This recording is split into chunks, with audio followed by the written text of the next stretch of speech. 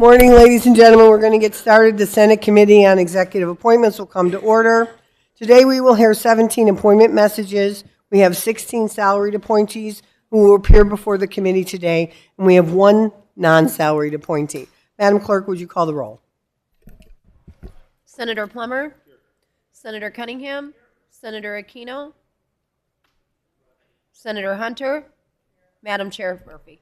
Here. With the quorum present, we are going to proceed with our first appointee, and normally we go by appointment message number. And Madam Clerk, would you add Senator McClure to the roll, please? But today, since we have a number of senators with us this morning, we will go a little out of order, and we are going to start with Leader John Curran. You have an appointee for the Human Rights Commission, Mr. Gregory Vassie, appointment message 104091. Would you like to come up and introduce the appointee? Good morning. Good morning. Thank you, Madam Chair. I present to the committee Greg Vassie, Commissioner on the Illinois Human Rights Commission. Greg, by way of background, was a longtime Assistant State's Attorney in the Cook County State's Attorney's Office. He was a chief of the Labor and Employment Unit, where he actually practiced in the Illinois Department of Human Rights and the Human Rights Commission, so actual litigation experience in this forum, and then went on to be the chief of the Civil Division in the DuPage County State's Attorney's Office. So with that, I would present Greg Vassie for appointment. Thank you. So we've had the opportunity to meet. We've all reviewed your resume. We'll just open it up for questions. Seeing no questions, Senator Plummer moves that the committee recommend the Senate consent to the appointment. Madam Clerk, would you call the roll? Senator McClure? Yes. Senator Plummer? I question who he has with him at the table, but other than that, I was very impressed by his resume, so I'll be a yes. Senator Cunningham? Senator Aquino? Senator Hunter? Madam Chair Murphy. Aye. There being 6 ayes, 0 nays, 0 voting present. Motion passes and your recommendation will be reported to the full Senate. We thank you for your continued service and know that you're going to do an exceptional job in this role in spite of your introducing. Thank you, sir. I look forward to getting you a new minority spokesperson in the near future. So. Oh. Okay. Good. Thank you, Minority Leader John Curran. Next, we will hear from Senator Severson. Oh, do you have another one? I do. I have Melissa Nedemeyer. Oh, I'm so sorry, sir. Okay. So next, we will hear from Melissa Niedermeyer, appointment message 104195 to the Illinois Tollway Authority. This is a reappointment, so we appreciate your service on the board. And Leader Curran, would you like to introduce your? Thank you, Madam Chair. It is my privilege to introduce and present to the committee Melissa Niedermeyer, who is the mayor of Willow Springs, one of the great towns in the 41st Senate District. She is an attorney by practice, has a small law practice, as well as has been on the village board in Willow Springs since 2017 and was elected village president in 2021, and has served on the Illinois Toll Highway Authority since 2023, and is a strong voice for all suburban towns that border up against the tollway footprint. So with that, I would present Mayor Nedemeyer. Thank you. Welcome. Anything you'd like to add? Great. Any questions? Seeing no questions, Senator Cunningham moves the committee recommend the Senate consent to the appointment. Madam Clerk, would you call the roll? Senator McClure? Senator Plummer? Senator Cunningham? Senator Aquino? Senator Hunter? Madam Chair Murphy. Aye. There being 6 ayes, 0 nays, 0 voting present. Motion passes and the recommendation will be reported to the full Senate. Thank you so much for your continued service on the Tollway Board. Thank you. Okay, next we will hear from Senator Severson. And this is, now I get it. Oh, appointment message 104224, Michelle Panko. This is the Office of the Illinois State Fire Marshal. Senator, would you like to introduce the appointee? I'd be happy to, Madam Chairman, and members of this committee. So, Michelle is obviously well qualified, currently acting director for the State Fire Marshal's position. From a resume standpoint, I could go on. I've got 7 pages of it, but graduated from Rock Valley, Northern Illinois University, also Southern Illinois University, and she was the previous chief of the fire department in Rockford before being appointed as acting director to this position. So I would urge and request support for her to become the permanent director. Thank you, Senator. We had the opportunity to talk, and I am so impressed by your behavior of moving up the ranks and coming into the fire department when women firefighters weren't as common as they are now, and how you have progressed up the ranks to be the first female fire marshal for the state of Illinois is really impressive. So with that, we'll open it up for questions. Seeing no questions, Senator McClure moves that the committee recommend the Senate consent to the nomination. Madam Clerk, would you call the roll? Senator McClure, Senator Plummer, Senator Cunningham, Senator Aquino, Senator Hunter, Madam Chair Murphy. Aye, there being 6 ayes, 0 nays, 0 voting present. The motion passes and the recommendation will be reported to the full Senate. Thank you for your service and best of luck in your new role.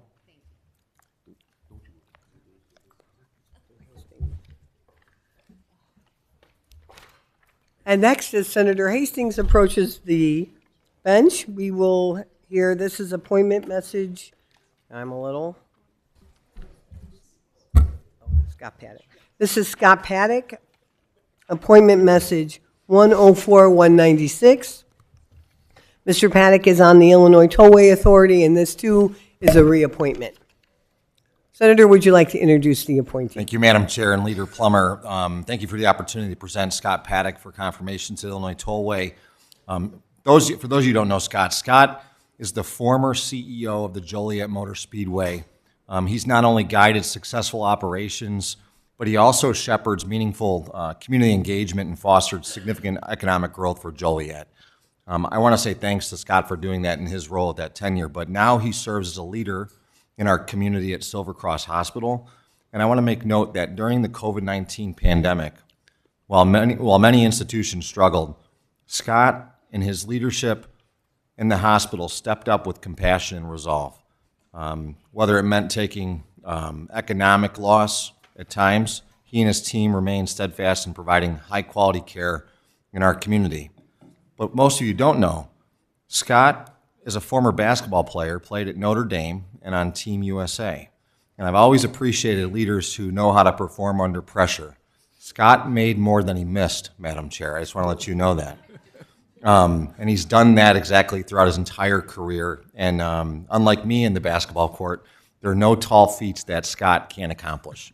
So, Madam Chair, I ask that this committee reappoint Mr. Paddock to the Tollway Board. I know that he'll lead with distinction. Thank you very much. Thank you, Senator. Anything you'd like to add? And I understand that you were told that I'm not a Notre Dame fan, which nothing could be further from the truth. Please don't hold that against me. I have an alumni.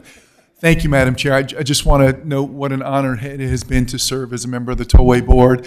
Really proud of the work that has been done under the leadership of our chairman, Arnie Rivera, and our executive director, Cassandra Roush. I think it's notable that we just updated our strategic plan, which is going to serve as the roadmap for our next capital plan to continue to do good work and improving the quality of life for our residents and driving huge economic impact. So thank you very much. Well, thank you for your service there. Any questions? Seeing none, Senator Aquino moves that the committee recommend the Senate consent to the appointment. Madam Clerk, would you call the roll? Senator McClure, Senator Plummer, Senator Cunningham, Senator Aquino, Senator Hunter, Madam Chair Murphy. Aye. There being 6 ayes, 0 nays, 0 voting present, the motion passes and the recommendation will be reported to the full Senate. Thank you for your continued service. Thank you so much. Thank you, Madam Chair. Okay, next we will ask Senator Castro to come up, and she has with her an appointee, Alicia Atkinson, appointment message 104-228 to the statewide 911 board. Senator, good morning. Good morning. Thank you, Madam Chair, members of the committee. I would like to introduce Ms. Atkinson, who is assuming the expired seat of Cynthia Barbella Brell. She has done a lot in the 911 world, and I would say this as a former county board member. The one thing that she did a lot of was a lot of work at the TRICOM center, which I no offense to any of you that have 911 centers, I think anything in King County is probably outstanding and run well. I always say TRICOM is run as a small but mighty shop that keeps the wheels turning and during trying times. So I am honored to present her this morning for confirmation. Thank you. Is there anything you'd like to add? How about now?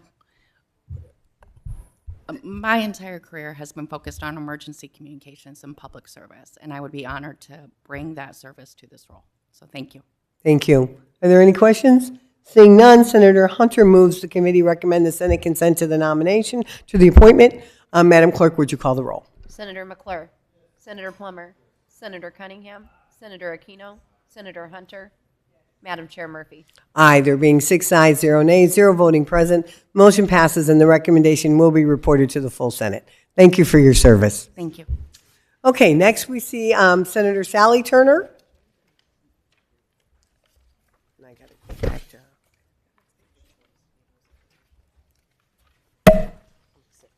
And Senator, you have with you Cynthia Irvin, appointment message 104-214 for the Executive Ethics Commission. Thank you, Madam Chair, and thank you, Minority Leader Plummer. We don't really need that anyway. Anyway,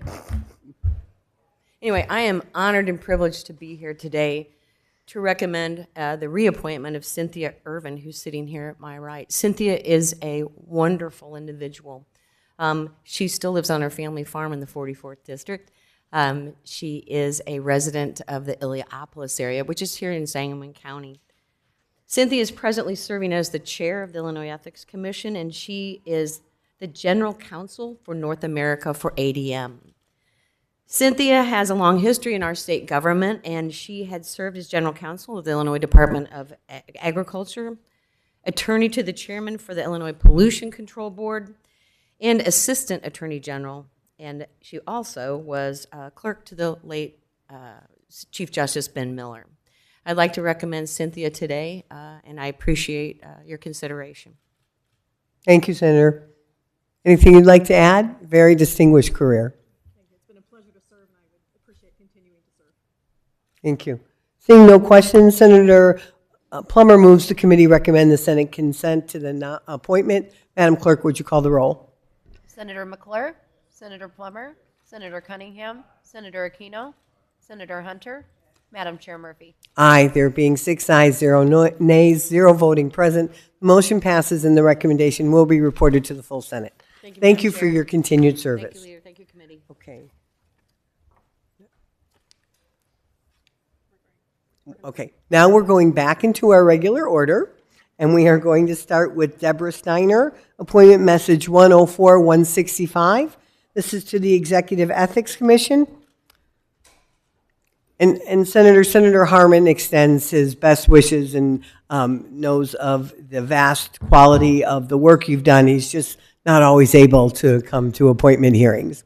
He is a little busy. Completely understand. We have studied your resume and know of your vast experience in the Ethics Board. So if you'd like to just offer any comments quickly. Yeah, certainly. I think that ethics and integrity has been the corner of my legal career since starting as a federal prosecutor and then moving to the executive inspector's office and then chief compliance officer, among other titles at my current position. So I would be happy to answer any questions anyone has about my background or the commission generally. Thank you. Seeing no questions, Senator Cunningham moves the committee recommend the Senate. McClure, Senator Plummer, Senator Cunningham, Senator Aquino, Senator Hunter, Madam Chair Murphy. Aye, there being 6 ayes, 0 nays, 0 voting present. The motion passes and your recommendation will be reported to the full Senate. Thank you for your continued service. Thank you, Madam Chair. And next, we will hear from Theodore Donald Berger, appointment message 104-192. This is the Director of the Illinois Emergency Management and Office of Homeland Security. Good morning, Mr. Berger. How are you today? Good morning, Chairperson Murphy, Vice Chairperson Hunter, Minority Spokesperson Plummer, and members of the Executive Appointments Committee. My name is Theodore Berger, although I go by Ted, and I appear before you humbly requesting your support for my nomination as Director of the Illinois Emergency Management Agency and Office of Homeland Security, otherwise known by the acronym IEMA-OHS. I want to thank Governor Pritzker for the opportunity to serve and for his continued support of emergency management and public safety statewide. I bring over 20 years of public sector experience shaped by a deep passion for emergency management and public safety policy. My background includes serving as Executive Director for Emergency Management for Cook County, Chief of Staff for the City of Chicago's Office of Emergency Management and Communications, and my career started here in this building as a James Dunn Fellow, having later served in roles throughout the state, including as Chief of Staff for the Office of the State Fire Marshal. While I'm proud of my contributions as an administrator, I am equally proud of my time as a volunteer and part-time member of the fire service as a first responder, rising to the rank of Deputy Chief of Training, EMS, and Safety for the North Park Fire Protection District in Machesney Park, Illinois. This previous experience inspires me to ensure that our state's emergency management agency is a strong partner to local first responders before, during, and after disasters occur. I look forward to helping guide conversations supporting Illinois in its quest to be ready and resilient. Thank you, ma'am. Thank you. Any questions? Senator McClure? Thank you, Director, and I enjoyed meeting with you to discuss this, and thanks for all the work you're doing. Thank you. Something that's a late bit of information. We had a committee hearing last night, and it was discussing gaps in our radar in the state of Illinois, which is particularly scary because we are either the first or second in the nation when it comes to tornadoes. Yes, sir. And Senator Chapin Rose has a bill, and it sounded like he would just need to know kind of how much it would cost to replace or fill in the gaps, I guess, right now with radar. Have you had conversations with Senator Rose about this, and do you have any thoughts on that? Thank you, Leader, for the question. Our staff did meet with Senator Rose 2 days ago, and we have been in conversations with the National Weather Service. It's a very timely discussion as we see severe weather coming towards Illinois today as well. We're committed to continuing that conversation to ensure that radar service across Illinois meets every weather provider's expectations. Thank you. Seeing no further questions, Senator Aquino moves the committee recommend the Senate consent to the appointment. Madam Clerk, would you call the roll? Senator McClure, Senator Plummer, Senator Cunningham, Senator Aquino, Senator Hunter, Madam Chair Murphy. Aye. There being 6 ayes, 0 nays, 0 voting present, motion passes and your recommendation will be reported to the full Senate. Thank you for your continued service and best of luck to all of us this afternoon. Thank you. Next, we're going to skip back around. I see Senator Turner came in. Senator Turner, if you'd like to bring your appointee up. And this is Samir Savali Bohara, and that is the Illinois Department of Public Health, the Director, appointment message 104-129. And, sir, please help me correctly pronounce your name. It's Samir Vora, so that guy's got some ear, and Vora like roar, so Vora. Thank you. Senator? And he has the roar of a lion. Good morning, and thank you, Madam Chairman. I am very excited to be here today with Dr. Samir Vora. As a 22-year employee at the Illinois Department of Public Health, I understand maybe more than most the significant role that public health plays in our communities and in all of our lives. And I have watched Dr. Vora as he has navigated that department in a phenomenal way. He came in when there were significant issues and things happening in all of our communities, and has really righted the ship and has put people in place that are doing a phenomenal job. As a member of the Sangamon County Board of Health, I have worked very closely with him on community public health issues, and what I really admire and respect about Dr. Vora is that he understands community and how the department needs to work in partnership with community, and he does that extremely well. And I do have to also say that he has a phenomenal wife that is also in the public health arena, and they work in partnership to do phenomenal work throughout all of our communities. So I am here to ask that everyone jump on board and support him as he moves forward in this position. Thank you, Senator. Senator, is there anything you'd like to add, Doctor, or we'll just go to questions? No, I would just say, it continues to be an honor to be in front of this committee. Now, nearly 4 years since I was first asked to serve in this role. I'm honored to be here as part of a team of 1,400 dedicated public servants that work all across the state to improve public health in our communities. We're focused on building a unified vision of health, working each and every day to prepare for future emergencies, modernize public health systems, invest in communities, and enhance credible science-based communication. So I want to thank the governor for giving me this incredibly honor to be in front of you today. Thank you to the members of the General Assembly for continuing to champion public health in Illinois, and happy to take questions from the committee. Thank you. Senator Plummer? Thank you. Thank you for being here. Appreciate your service. I've got a handful of questions. In August of 2023, DPH experienced a data breach that resulted in 126,000 individuals having their sensitive information stolen by outside parties. Has it yet been determined whether IDPH was a target of an attack or if hackers obtained the information through third-party vendors to the agency?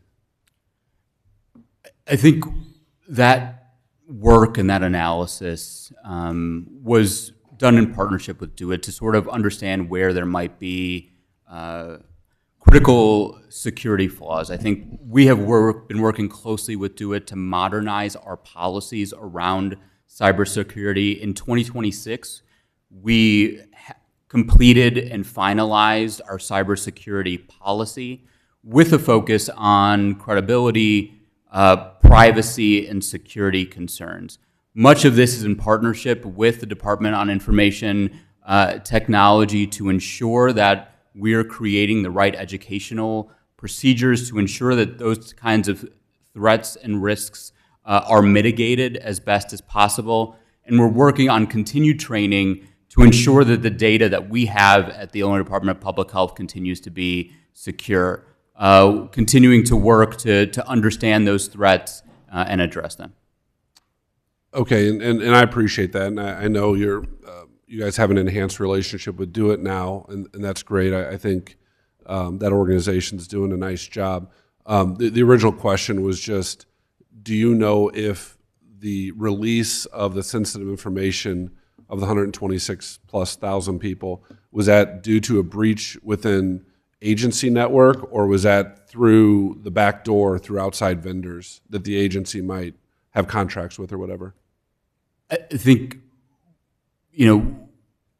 we can come back to you with very sort of specific information on that. I know it sort of led to a place where working with certain technology that the department uses, and so we had been in a process to ensure that those areas were mitigated, but we'll get you the specific information around that and report back to you on that. Our staff will document that and get that back to your office. Okay, I appreciate that. The breach that I'm talking about in 2023, and I know you may not have the precise results in front of you, but has that been completely, thoroughly investigated? Is there finality to the conclusion to what happened, or is that investigation perhaps still ongoing? From my understanding, we have reviewed thoroughly that investigation. We provided information to all those individuals on their ability to monitor their finances through that, and we've sent letters to everybody. The specifics on whether it is completely closed, we'll come back to you with that additional information. Okay, I appreciate that.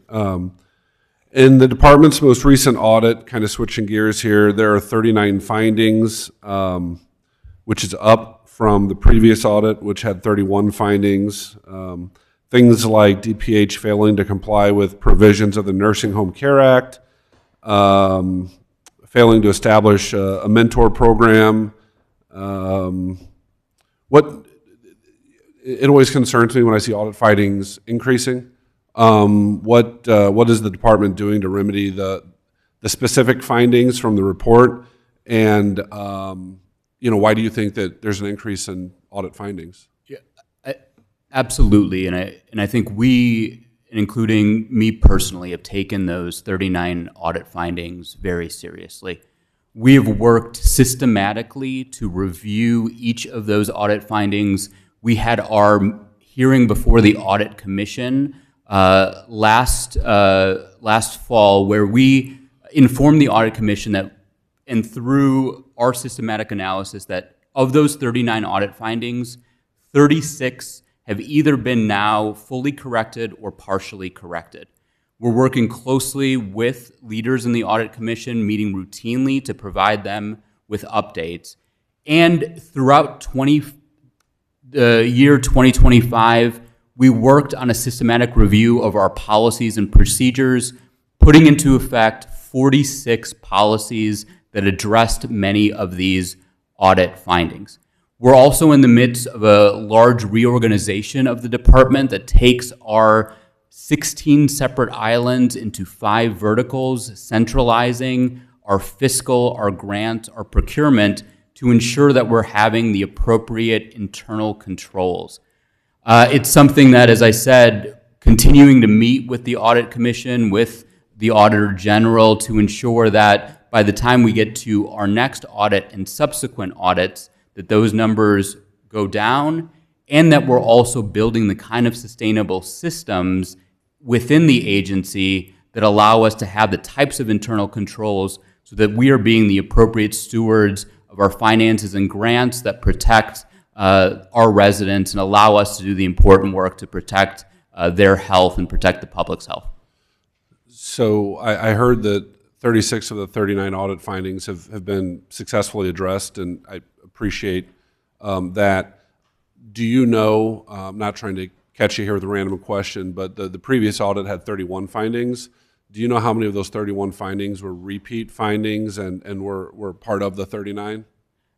I don't have that specifically. If your staff could get that, yeah. I'd be interested to see that. I appreciate it. One of the specific findings that was a little concerning to me, going back to the Nursing Home Care Act, we failed to publish and notify the public of what have been classified as distressed facilities. Obviously, folks in the nursing homes are some of the most vulnerable Illinoisans.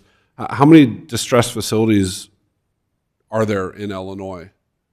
Yeah, minority spokesperson, I don't have that information readily available either, but it is something that, very much to your point, such an important issue of making sure that our vulnerable individuals in nursing homes are protected. I think the one thing that I would add is that there has been a real push, both and thanks to the General Assembly, for providing additional staff so that we can meet the surveyor to nursing home bed ratio. That ratio that we've been enhancing staff all throughout the agency over the last few years to both get into those facilities, ensure that care is adequately there, and provide the types of notices that you're speaking of in this kind of audit finding. Okay, and I appreciate that. If your staff could get us the information on the number of distressed facilities and what we're doing to address that, I would appreciate it. I think I just have a couple more questions. I appreciate the committee's time. The last audit of the department found that DPH failed to establish policies and procedures for data gathering on victims of Alzheimer's disease as mandated by state law. Quick question, have these policies and procedures been developed and produced? Well, we have been fortunate to have new leadership in that Alzheimer's division, working on expanding those efforts, ensuring our grants and that information is moving forward. We're also happy to kind of update you with more detailed information on that as well, to ensure that you have the latest around our Alzheimer's work and how it sort of specifically addresses this audit finding. Right, and I appreciate that, but I mean, it's mandated by state law that we establish these policies and procedures and and we gather the data. I guess my simple question is the department following state law? Are we doing that? We are working within our staffing to enhance those kinds of elements. As you know, we're working closely to identify the information here. What I don't have specifically on you that I can provide is at what stage of that data processing is there. Everything, we are aware of all these statutory mandates and ensuring that we have the staffing capacity and the ability to do that as quickly and as effectively, because ultimately the goal is simple: to help prevent and help those that are suffering from dementia and Alzheimer's related conditions. Okay, I think I just have one more topic, and I appreciate that. I'm not asking for a response here, and I'm surely not trying to put words in your mouth, but following state law is not really optional, and following state law isn't like we're going to get to it when we get to it. The citizens of the state are expected to follow state law. The businesses of the state have to follow state law. If we march them up and put them in front of this table and they said, well, I know it's state law, and I'm going to kind of get to it when I get to it, and we'll follow up with you, that would not be an acceptable answer. It's not an acceptable answer to me with a state agency either. So Alzheimer's impacts a lot of Illinois families. I expect the agency to follow state law. My last topic, I think, is one, I don't know if you have data on this or not, but with the influx of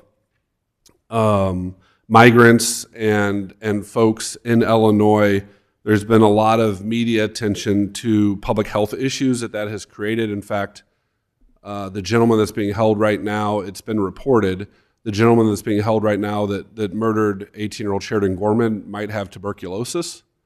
And I know another person who's, I believe, currently being held for killing Illinoisans apparently has perhaps HIV or AIDS. And we've received feedback from a lot of shelters that care for these folks that a lot of these diseases are not uncommon to this population. Curious what the department is seeing, what the department is doing, and what kind of cost this is to the taxpayers of the state? Well, I think one of the critical, important functions of public health, both on the state side and locally, is ensure that we are stopping the spread of communicable diseases. From tuberculosis to measles to HIV, part of our approach is really understanding where those challenges are and working on the local level as they report to us to get individuals the right care and spread that and stop the spread of those diseases. That means communicable disease testing. It means that our lab capabilities are there to identify those quickly. We don't have the information really around how that relates to status. It's just ensuring that we are protecting the health of the community overall and stopping that spread. We know that these diseases happen, part of the human condition, and ensuring that we're giving people the opportunity to protect their care so that we can protect the health of individuals and communities. Okay, thank you. No further questions? Seeing no further questions, Senator Hunter moves to committee, recommend the Senate consent to the appointment. Madam Clerk, would you call the roll? Senator McClure, Senator Plummer, I'm going to vote yes to move you through committee, but we have a lot of follow-up and no commitments on what's going to happen on the floor here until we see the follow-up, okay? Thank you. Senator Cunningham, Senator Aquino, Senator Hunter, Madam Chair Murphy. Aye, there being 6 ayes, 0 nays, 0 voting present. The motion passes and the recommendation will be reported to the full Senate. I'd ask, too, that you get that information to the full committee members for their review as well. Thank you very much. Thank you. Okay, next we will move on to Mr. Arnold Rivera, appointment message 104-198, serving as the State Tollway Highway Authority, both member and the chair of the Tollway Authority. Good morning. Good morning, Madam Chair. Before you start, Senator Aquino would like to introduce you, I think, on behalf of Senator Villalobos. Thank you, Madam Chair. That's exactly right. While Mr. Rivera doesn't live in the 2nd District, his senator this morning couldn't be here, but I wanted to state that Mr. Rivera has been serving the city of Chicago in many different capacities as a public servant for decades, and certainly know of his work. And this is a reappointment. Just wanted to say support the motion to reappoint Mr. Rivera as the chair of the state tollway. Thank you. You have a very distinguished career, and we really respect and admire the amount of public service that you've given. Are there any questions? Senator McClure? Thank you, Madam Chair.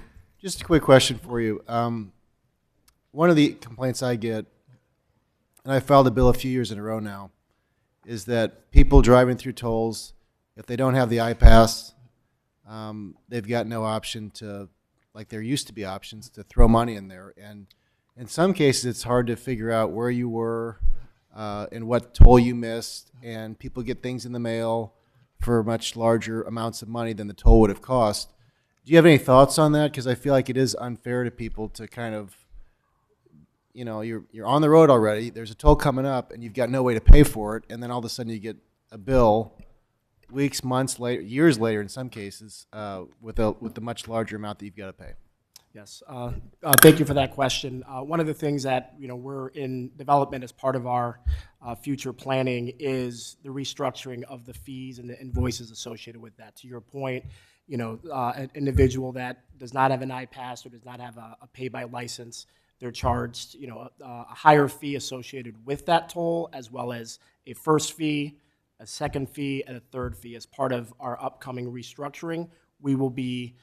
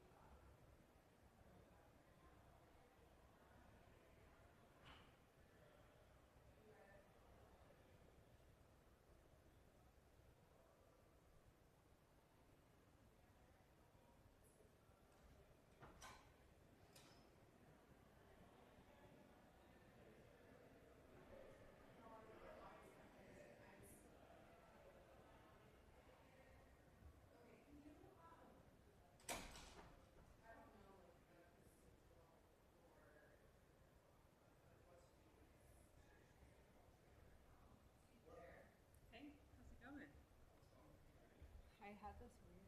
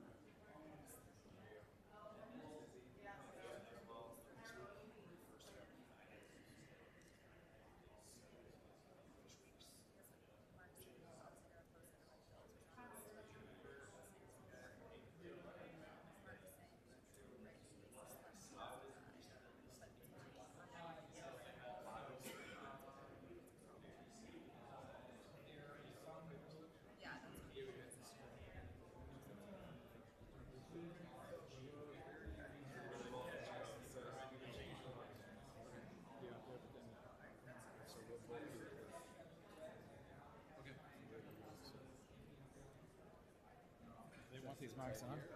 Yeah.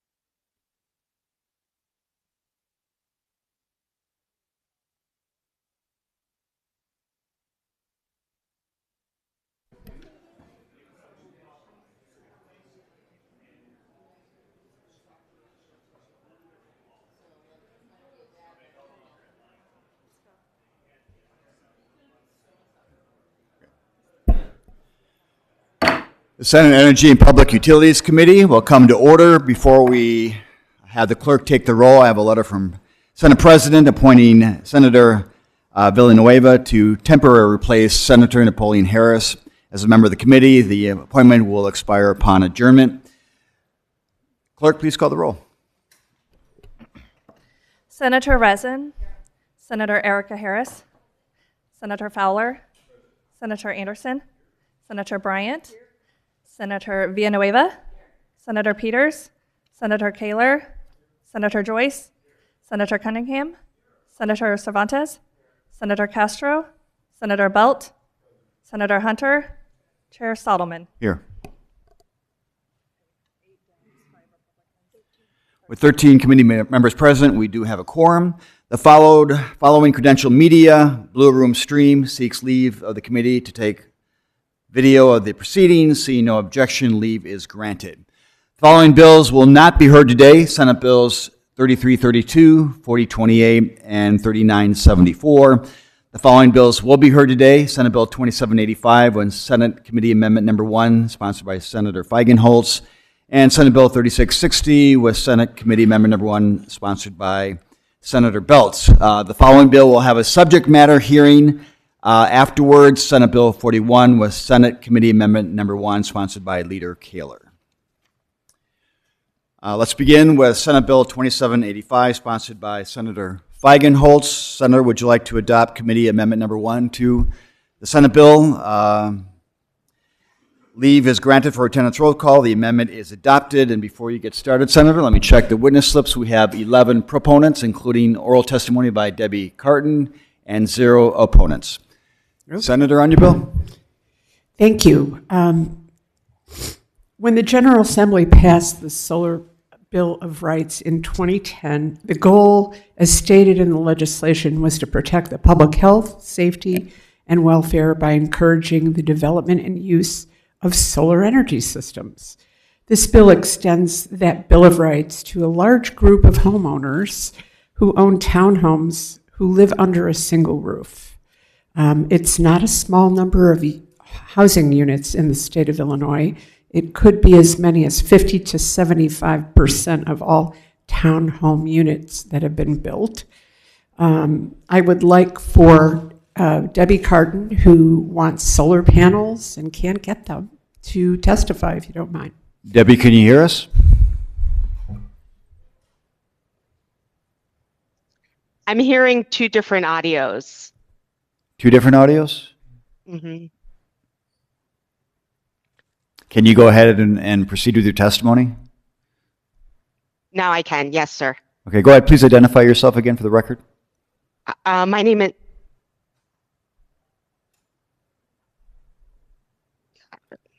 Oh, we lost you. Could you try it one more time? Sure. Good morning. My name is Debbie Carton, and I live in Glenview.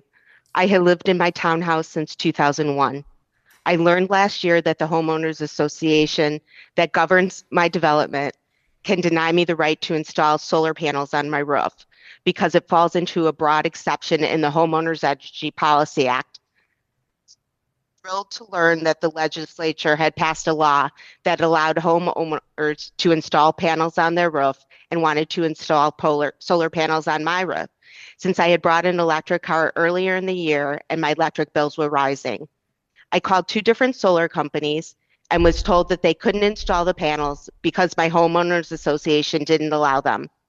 When I called my HOA, the representative confirmed that the board doesn't allow solar panels to be installed. And when I asked why the board made that decision, I was told that they didn't have to tell me. I asked to get a copy of the minutes when the vote was taken to prohibit solar panel installation and was told that the decision was made in a committee meeting and they were not required to keep a record of that meeting. I served as a village trustee in Glenview for 16 years and am very familiar with writing ordinances where you have to make compromises to get things done. So I would understand if the HOA wanted to control the process of the installation by mandating all solar panels in the development be installed by a specific company or requiring critter guards, sometimes called solar bird netting, be installed to protect the roof from squirrels, birds, or raccoons from nesting under the panels. But what I don't understand is why homeowners who live in a development that is set up like mine are prohibited from installing solar panels on their roof. This body's intent is to make it easier for homeowners to install solar panels, but you have given homeowners associations power to stop any town homeowner who lives under a roof that is part of the common area from installing those solar panels. My HOA prohibited solar panel installation, I find especially odd, because my HOA doesn't prohibit me from drilling holes in the roof that they own to install a television dish, just solar panels. I would like the same opportunity that every other homeowner has in the state to help control my rising energy costs and save money on my electric bills. I am asking that the committee pass this bill and fix the gap that was created in the Homeowners Energy Policy Statement Act. Thank you. Thank you for your testimony. Additional comments? Any questions? Spokesperson Bryant. Thank you, Mr. Chair, and thanks, Senator. Just a quick question on opponents. So we're not seeing that there are any opponents? That is, I heard that there was some concern, and today I noticed there were no opponents either. So there must be some kind of an agreement. I'm not sure.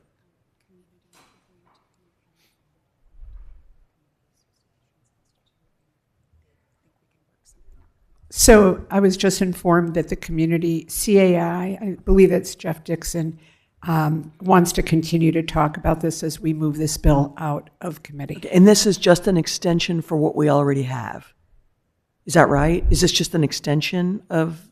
I think it's a clarification in the law that permits, as Ms. Cardin said, townhomes that have a shared roof to also install solar panels. So I'm not familiar. I mean, I'm familiar with homeowners associations, but in a townhome, would every person who lives in that building have to approve that? Would that be the homeowners association for that? In the witness's case, I'm concerned that maybe everyone who lives in there doesn't want to have it, but one person does. No. It would just be for their domicile. It's not a shared roof?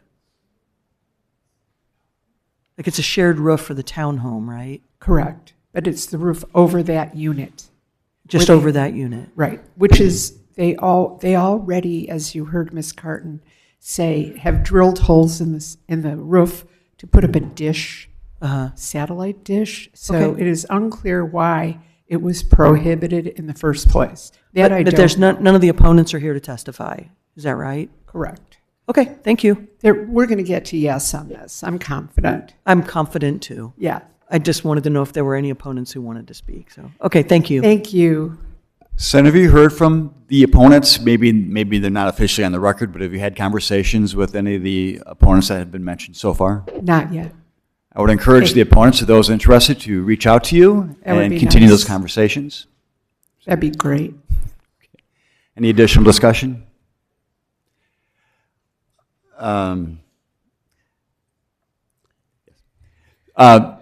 Do you want to commit to hold on the floor until you have those conversations and bring I back? hope we can get to yes, but as I told you, I haven't talked to anybody. They've not come to me with solutions. I'm not sure, but I'd like to be able to say yes. Is that fair?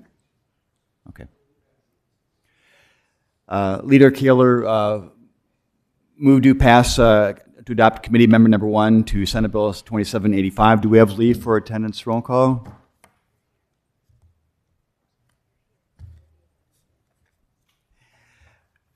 We have leave to adopt the committee amendment, and leave is granted, and so the bill shall also be reported with a commitment to come back for additional conversations. Thank you so much for indulging this bill. Thank you. And I should clarify that Leader Kaler moves that Senate Bill 2785 do pass as amended, and there is leave for attendance roll call.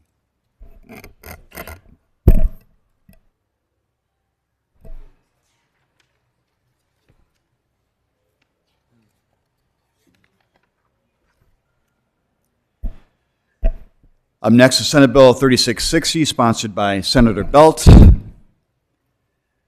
Senator, we wish to adopt Committee Amendment Number 1 to the Senate bill? Yes, sir.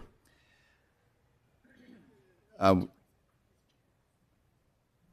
you like permission to present from your chair as well? Yes, sir. Thank you.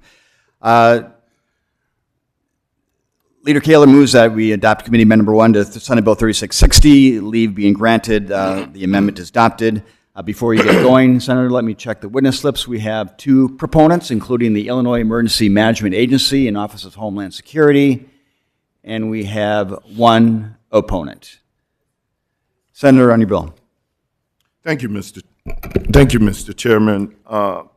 Senate Bill 3660 does 2 things.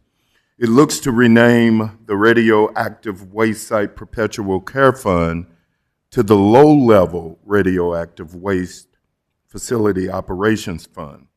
And it also, excuse me, it also looks to provide that the interest earned by the investments or deposit of monies accumulated in the Sheffield February 1982 Agreed Order Fund shall be deposited into the same fund for the continued maintenance of the Sheffield low-level radioactive waste site and the surrounding buffer zone.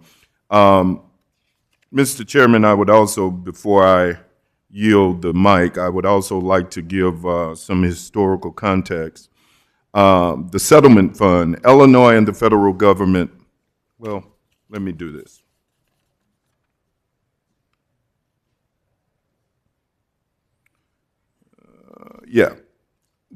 Illinois and the federal government filed multiple lawsuits against U.S. Ecology for violations, including contamination of a nearby lake.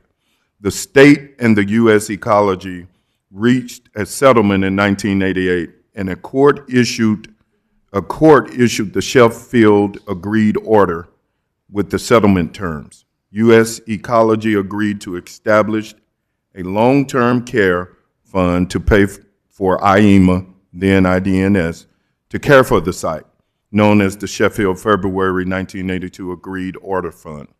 The funds were later named by statute and now needs to be corrected, hence why they're looking to rename it. And so, to make a long story short, these funds are needed for IEMA to continue to care for basically a nuclear site that the state and the federal government sued. And so these 2 things are needed, the name change and the interest off of those funds to continue to pay to make sure that it's cared for properly. Please identify yourself.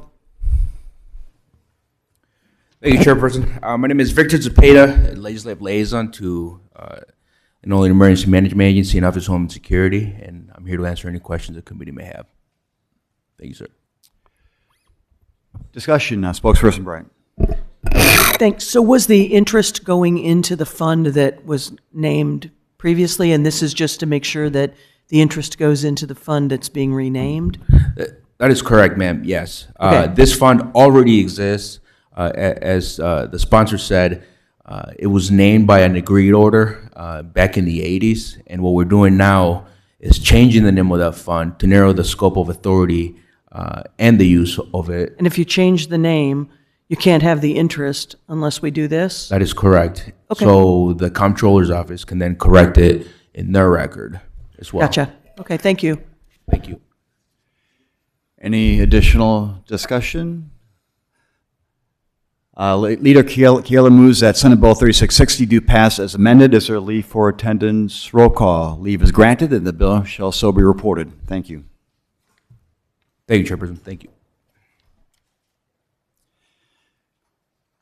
We'll now have a subject matter hearing on the following item, Senate Bill 41, as amended by Senate Committee Amendment Number 1. We do have a number of witnesses today. In fact, we have 5 different panels, so we ask those who are testifying to be as brief and concise as possible and try not to repeat previous testimony. We have limited time today before we have to be on the floor this afternoon. Each panel of witnesses will have about 7 minutes to speak, with about 3 minutes reserved at the end of each panel for questions. Leader Kaler, you would like to make an opening statement on your bill. Yes, thank you, Mr. Chairman, members of the committee.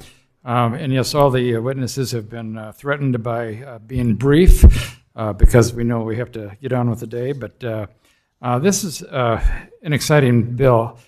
What a clean transportation standard is, just very simply, is a way to decarbonize the transportation sector. This is a big issue because transportation represents a big part of what greenhouse gases are emitted from. The history of this particular bill is it goes back, and I pulled out of the files the first meeting we had in room 409 on March 28th of 1923. We had 27 people that were interested in at least discussing this. That has grown to where we have now a list of over 200 people that have been involved somehow. So we have a lot of very wide spectrum of stakeholders that have been involved in this. This is actually a pretty big deal because, and who I'm going to introduce next will go into a little more detail on that. But Illinois would be the first in the Midwest to adopt a low carbon fuel standard. And other states I know are looking at this. There's really two portions of this bill. One is the ag side or the biofuel side, and the other is the electric side. So we have a lot of interest in terms of plant-based fuels. We have a lot of interest from Rivian and all kinds of folks that really want to promote more electrification of our transportation sector. Let me just give you a brief timeline of what I see going forward. We want to get as close as we can to a final bill by the end of this session, possibly filing another amendment before we leave in May.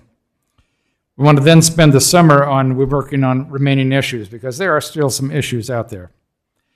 We want to then bring a final bill forward for passage in veto session, hopefully.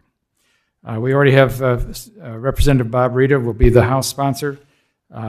He's indicated to me that we should try to get this as clean a bill as we can so that we can have this concept, and I hope we can get as an agreed bill on this. I think we can. So with that, I'm going to turn this over to Brendan Jordan, who's from the Great Plains Institute. We wouldn't have been able to get as far as we have without their assistance on this. So I'm going to have Brendan testify. Thank you, Leader. Thank you, Leader Kaler. Chair Stottleman, Vice Chair Hunter, Minority Spokesperson Bryant, members of the committee. My name is Brendan Jordan. As has been said, I work with the Great Plains Institute. I'm the Vice President of Transportation and Fuels. We are a nonprofit organization headquartered in Minneapolis, Minnesota. Our mission is to accelerate the transition to net zero carbon emissions for the benefit of people, the economy, and the environment. SB 41 proposes a clean transportation standard to achieve immediate, verifiable, cost-effective greenhouse gas reductions through a technology-neutral, market-based program. GPI has worked closely on these types of policies with state leaders and stakeholders across the country and have been honored to work with Senator Kaler to engage Illinois stakeholders and inform his efforts. The transportation sector is the highest emitting greenhouse gas sector in the United States, and state leadership is more important now than ever before. The Clean Transportation Standard, also known as the Clean Fuel Standard or Low Carbon Fuel Standard, those terms are used interchangeably, is one of the most effective state policy tools for lowering transportation emissions and driving innovation. First adopted in California, subsequently in Oregon, Washington, and New Mexico, most recently and under consideration in a number of other states, this policy takes a fuel-agnostic approach to lowering the carbon intensity of the transportation sector. It is based on analysis of the carbon footprint of all fuels individually and provides incentives for lower carbon fuels, driving innovation in the marketplace and providing affordable clean fuels for consumers. These policies are effective because they mobilize private investment, capital in the clean fuels sector without requiring a significant state appropriation, and they accelerate investment in everything from transportation electrification to sustainable aviation fuel. Although Illinois is not the first state to consider this type of policy, Senator Kaler's legislation is unique. Rather than simply copy the approach taken by other states, the senator has taken the time to develop an approach custom designed for Illinois. SB 41 is the result of a robust engagement process that took place over a 3-year period. It's designed for Illinois' unique circumstances. It has many unique features, including being the first program to provide incentives for agricultural producers that reduce emissions through climate-smart agricultural practices. It also includes a broad range of cost containment provisions to assure that Illinois fuels are not just clean, but also affordable. It will also mobilize unprecedented investment in transportation electrification, helping Illinois access affordable EVs and reducing air emissions. This would be the first clean transportation standard in the Midwest if it passes, and has the potential to create a model for other states that are considering similar bills. This legislation demonstrates state-level climate leadership when it is lacking at the federal level, but it is a balanced approach. It takes into account various stakeholder perspectives and aims to drive technological innovation and investment in transportation